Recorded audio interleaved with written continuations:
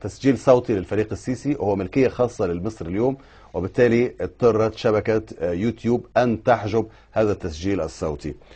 ده معناه أن أنتوا ما أذعتموه أيضا لم يكن مفبركا، أم أن عليكم أن تقولوا أنه مفبرك حتى لا يكون ملكية خاصة للمصري اليوم؟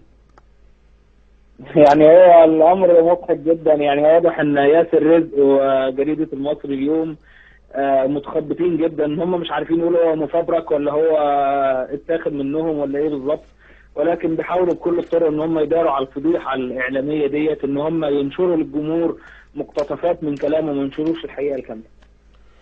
طيب يعني كده انتوا كل ما اذعتموه عن التحصين انتم تقولون بانه يعني صحيح تماما بدون اي تدخل وبدون اي يعني مونتاج او اديت عليه. بالتاكيد احنا بناخد الاسئله اللي بيسالها ياسر رزق للسيسي وما نزلتش في الحوار، والبقيه الحاجات اللي نزلت في الجريده احنا مش هننزلها. يعني هي خلاص نزلت في الجران، مش محتاجين ان احنا ننزلها تاني. يعني احنا بننزل فقط الاسئله والاجابات اللي لم تنشر يعني. طيب فيما عايزين نعرف تعليق حضرتك على فيديو الحرس الجمهوري الذي اذعناه قبل قليل. احنا لاحظنا انه ما نشر في المصري اليوم حول هذا المقطع بالذات كان محرفا الى حد كبير. هل دي يعني تعتبر ايضا ملاحظه لحضرتك ولا شايف ان هو كان مطابق؟ هو انا للاسف بس ما شفتش المقطع، معلش انا كنت في الشارع. طيب مش مشكله. هل لديكم مقاطع اخرى يعني بالانتظار؟ لانه كان في واضح انه في حاله وجل شديده من المقطع الذي كنا قد اذعنا اننا سنذيعه وتم التشويش على الجزيره مباشر مصر. بالتاكيد في مقاطع جديده ان شاء الله هتطلع في حوار ياسر رزق، وفي مقاطع اخرى ان شاء الله يعني هنعلن عنها في حينها. يعني هي في مواد اخرى تم تسجيلها او تم الحصول عليها غير الحوار الصحفي ياسر رزق مع السيسي، سيتم اخراجها في وقت قريب ان شاء الله. هو السؤال الحقيقه يا استاذ عمرو، هم سايبينك ليه؟ يعني انت كده بقيت خطر جدا يعني.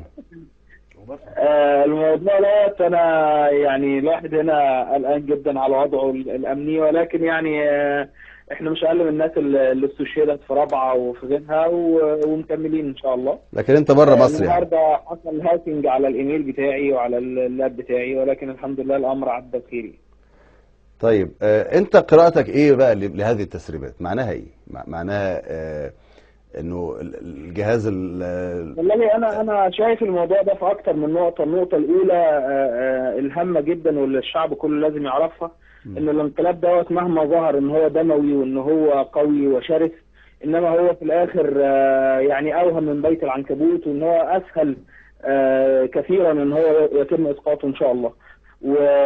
وحصولنا على التسريبات ديت دليل واضح على دوت.